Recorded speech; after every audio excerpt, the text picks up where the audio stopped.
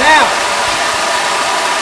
once he is satisfied that he is completely washed down, he's going to shut it off. He's going to walk over to a designated area, so for space, we'll just say it's right here. Now what Andrew is going to do is Andrew will actually go in there and start by doffing his gear, which means taking it off. He's going to take his helmet off.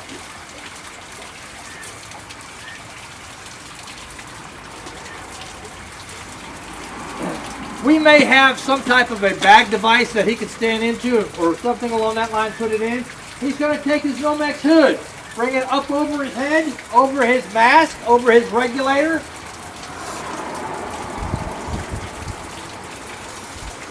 He's going to let it fall down onto his regulator itself. He is now going to actually take a knee, take one knee, and then he's going to remove his self-contained breathing apparatus air pack and lay it down beside him. We still want to be on breathing air for this purpose because there still may be some form of contaminant that we do not want to jeopardize the respiratory tract.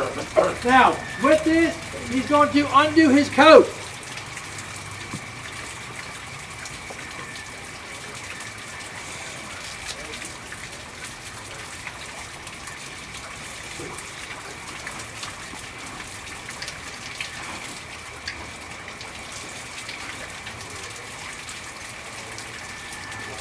There you go.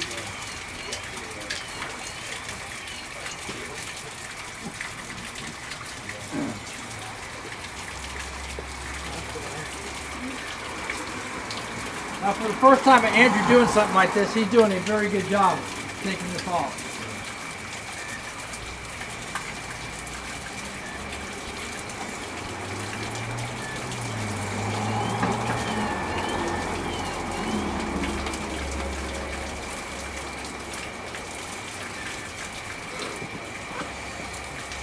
All right, he's going to take his gloves off first.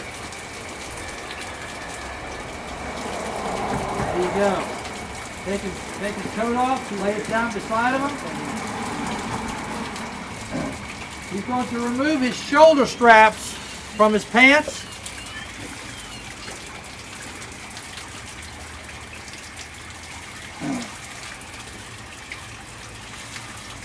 We would recommend to put the gloves back on because the fact is that when we're dealing with the pants and the boots and things of that nature, there may be other forms of contamination that might be getting on the hands.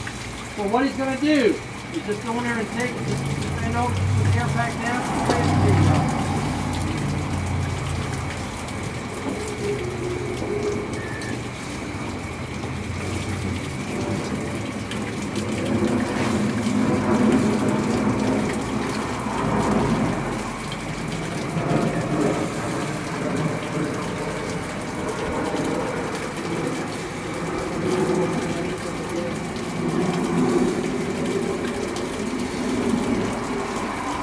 Okay, next he's going to actually remove his regulator,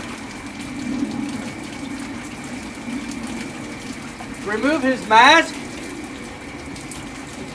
obviously take his gloves off, and then he's going to walk away. Now, I want you to look, Andrew, come on over here, bro. I want you to look because it's always been said is that by standing underneath the shower, how wet is this firefighter going to be?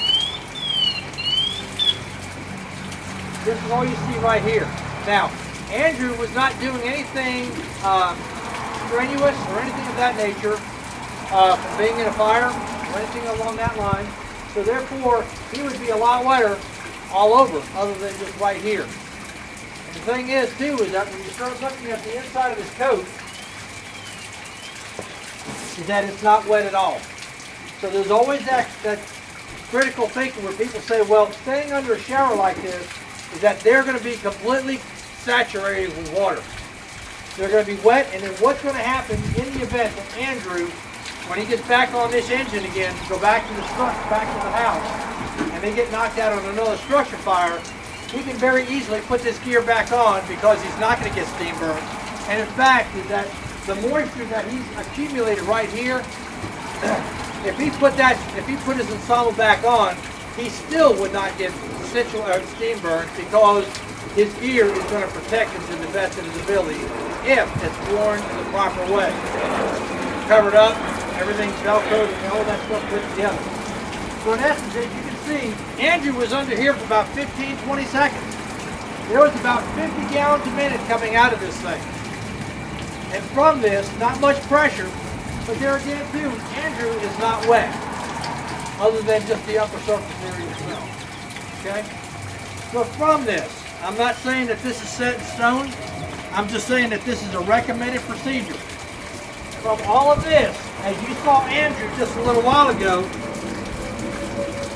I'll let you pass the coat around, take a look at it, and you can see that there is not much contaminant on that gear whatsoever right now.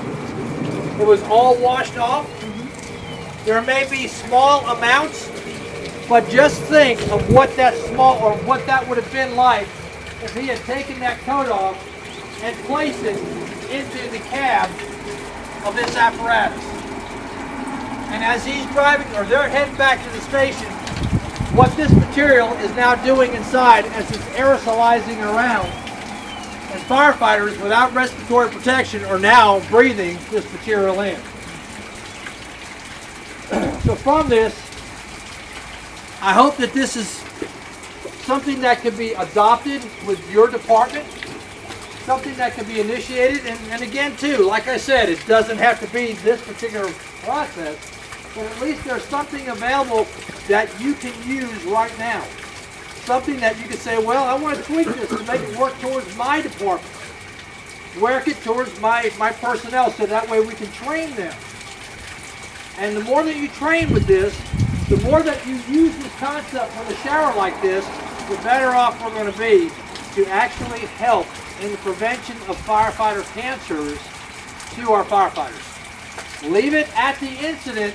Don't bring it back to the fire station. Plain and simple as that.